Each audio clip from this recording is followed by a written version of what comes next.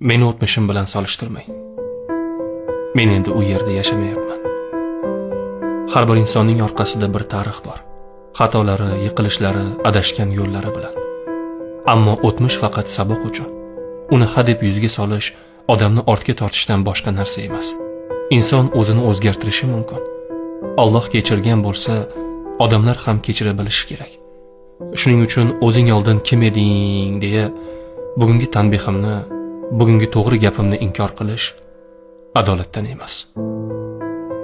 O'tmishda adashgan odam bugun eng to'g'ri so'zlovchi bo'lishi mumkin. Chunki u yiqilib ko'rgan, og'riqni tatib ko'rgan. U qayta turib hayotning qadrini chuqurroq tushungan. Shunday ekan, meni kechagi kunim bilan emas, bugungi qadamlarim bilan baholang. Men endi o'sha yo'lda emasman. Men o'z xatolarimdan kuch oldim. Yangidan boshladim. Va bugun aytayotgan har bir so'zim kechagi xatolardan emas, bugungi to'g'ri qadamlardan tug'ilgan haqiqatdir.